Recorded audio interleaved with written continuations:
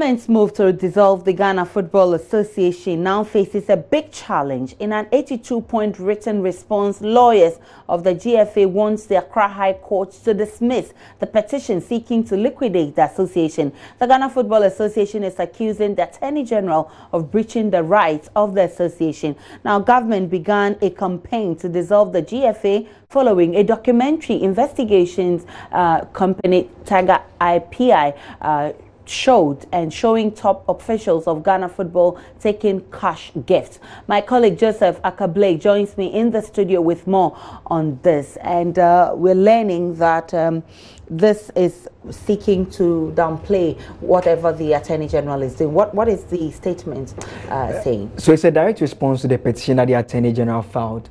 They are asking that the court should dismiss that petition, asking that the Ghana Football Association be liquidated. They make a number of arguments in that petition. The first being that the Ghana Football Association is a registered company that is engaging in its own activity. You recall that the AG had argued that the issues of public interest is at stake, and that the GFA had disgraced the country, and it was important that government moves in to have the GFA dissolved. But the association disagrees by arguing that it's an association made up of club owners and persons who are connected to the football circles who have decided to come together to form that association, and that if people decide to follow football for whatever reason, that interest in the football only amounts to emotional attachment, and not the case that allows them to have any rights to decide what the association should do.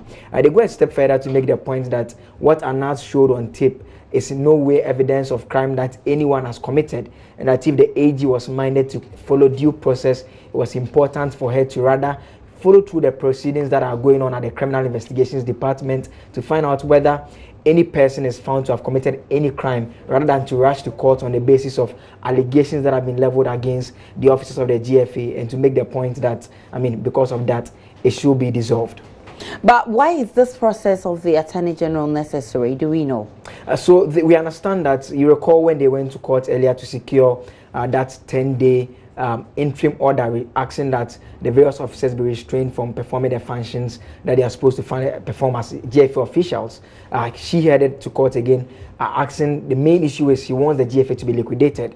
Earlier when we spoke to Joseph Dendiok, he is a Deputy Attorney General, he explains that as far as they are concerned, the GFA in its current structure is simply not fit for purpose. So they feel that they must have it dissolved because the law allows them to do that. So we understand that before the close of today, they will be filing another injunction application asking that the court restrains the GFA officers from holding themselves as such. So that is what they are seeking to do. They simply do not want the officers of the GFA to hold themselves as such. But the GFA itself is definitely not going down with a fight, clearly from the documents they filed. Okay, so how do they intend to push this agenda? I'm talking about the GFA. So they're asking the court to dismiss the petition asking that the GFA be liquidated. They make the point that they don't use public funds to run the GFA. The only time they use public funds has to do with the national teams.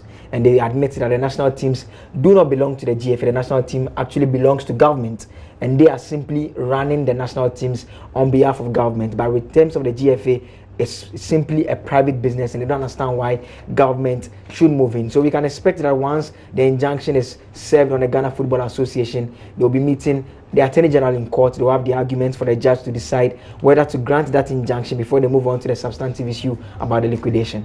It's getting very interesting, and we would not rest until we get to the last minute of this issue. But there's also a petition from the women's football class in Ghana, and that is why Benedict is joining me to tell us more about why this petition is important and the reason why the women football should petition. Hello, Benedict, who also is with our sports desk. So why is this?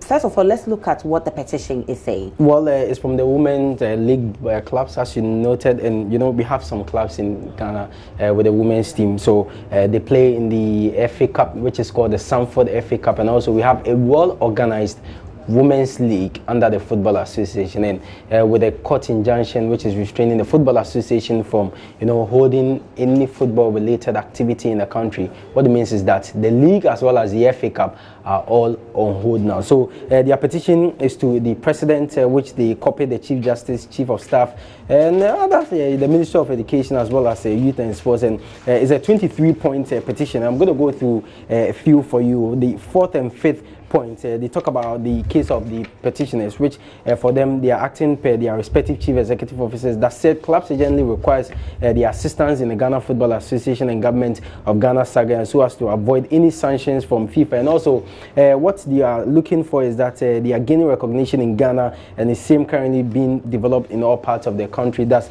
women's football. The set point of their petition talks about how the owners of their teams find it very difficult to run the financial affairs of the teams due to the fact that no gate proceed is taken when they are playing. There is lack of sponsorship among other difficulties. Also, it continues to state that occasions whereby some female players get the opportunity to play their trade outside Ghana, and for that matter requires international transfer certificate to play outside. Now, the FA are not allowed to go about with the activity. So when you're a player and let's say a team outside want to get you to play for them, and you have to go for your ITC, you can't, because if you go to the Football Association, nothing is happening. And there's this other part that's very, very emotional. It talks about how most of the footballers, the players, the female footballers are orphans, and some are also dropouts and etc. who have taken the desire to play football to make a living. So one, they want the government to quickly resolve whatever situation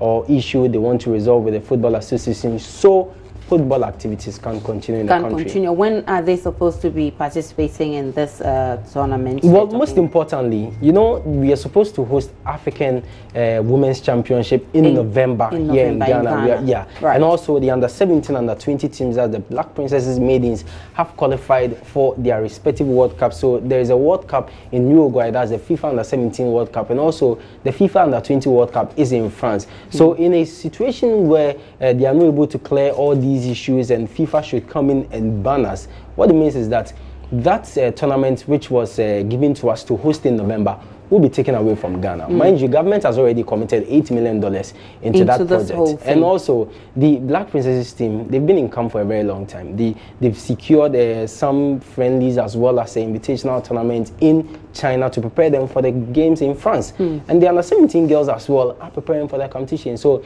if these issues are not able to, we are not able to sort these issues out early, it will affect all these programs. It will affect the programs, and of course, government must also consider how much money they've pumped into all this. And even the refurbishing of the Accra Stadium as well. That's part of the $8 million. But I mean, to add up, there were stories about FIFA delegation in the country to meet the sports ministry. Right. Yes, the meeting, I understand, happened around 2 p.m. They are still in that meeting. So whatever happens, we definitely will let our viewers know. But what is going currently is a 3-member delegation from FIFA in the country. These are all Africans. I understand one from Niger, and also one ally of FIFA President Gianni Infantino. Initially, there were issues of the Ministry of Youth and Sports. They didn't want to meet them. But when they heard that the guys were in town, they didn't want it to look like they didn't want to meet them. So now the meeting is currently ongoing. So which members of government are they meeting? The sports minister? Yeah, they are meeting the sports minister. So what will happen is later they will meet the Football Association officials as well, because FIFA,